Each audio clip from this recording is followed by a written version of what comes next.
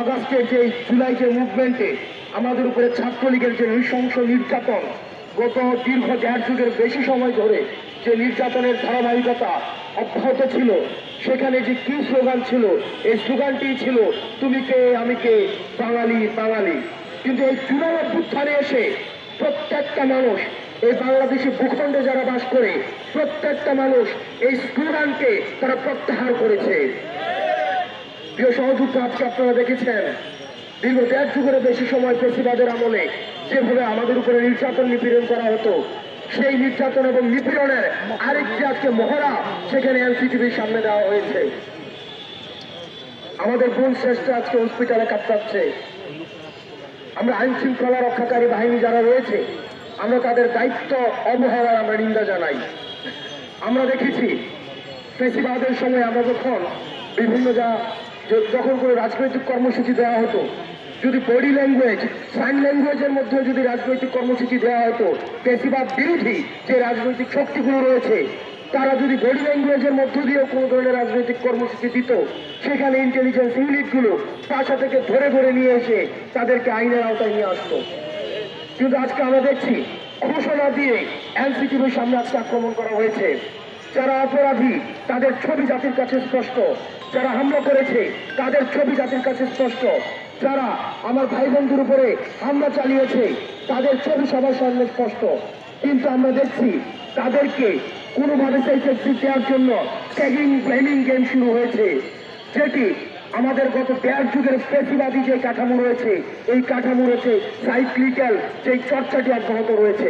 আমরা স্পষ্টভাবে বলতে চাই, যে যেই পরিচয় হোক না কেন, আজকে যারা হামলার নেতৃত্ব দিয়েছে, হামলায় অংশগ্রহণ করেছে, তাদেরকে গ্রেফতার করে তাদেরকে শাস্তির আওতায় নিয়ে আসতে হবে। এবং এই জাতিগত আমাদের এই সম্প্রীতিকে যারা পুঁজি করে, যারা এই বিভেদকে পুঁজি করে, যারা দেশ বিভাগের, ভূখণ্ড বিভাগের ষড়যন্ত্রে যারা লিপ্ত হচ্ছেন, দেশীয় ষড়যন্ত্র এবং বিদেশি ষড়যন্ত্রে যারা পা দিচ্ছেন, তারা হচ্ছেন বাংলাদেশের শত্রু।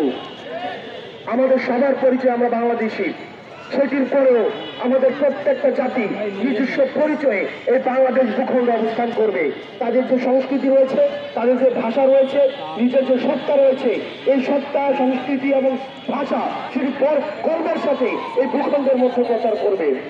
কিন্তু আমরা দেখছি আমাদের এই জাতিগত সম্প্রীতিকে উপেক্ষা করে আমাদের এই জাতিগত বিভাজনের জন্য ষড়যন্ত্র লিপ্ত হয়েছে এবং ভূখণ্ড বিভাজনের জন্য দেশীয় এবং বিদেশীয় বিভিন্ন ষড়যন্ত্র সেখানে ব্যবহার করা হচ্ছে। এবং দুঃখজনক বিষয়, এই ফেসিবাদের সময় যে ট্যাগিং ব্লেমিংয়ের রাজনীতি ছিল, আজকে আমরা দেখছি এই হামলার পরে আবার এই ট্যাগিং ব্লেমিংয়ের রাজনীতির পুনরাবৃত্তি করার চেষ্টা করা হচ্ছে।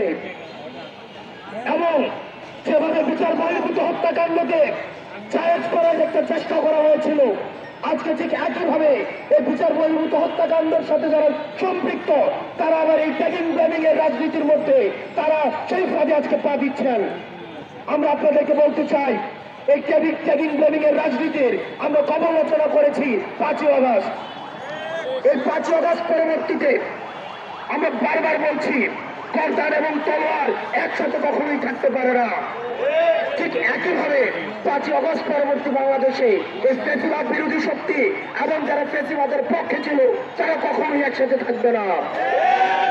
আপনি যদি 5ই আগস্টের পক্ষে থাকেন, আপনি যদি জুলাইয়ের অভ্যুত্থানের পক্ষে থাকেন, আপনি যদি ফেসিবাদ বিরোধী শক্তি হয়ে থাকেন, তাহলে আওয়ামী লীগের যে ষড়যন্ত্র রয়েছে, আওয়ামী লীগের যে সফট কালচারাল হিজামনি রয়েছে, সেগুলোর বিরুদ্ধে এই 5ই আগস্ট পরবর্তী সময়ে আপনার সুস্পষ্ট এবং দৃশ্যমান অবস্থান বজায় রাখতে হবে।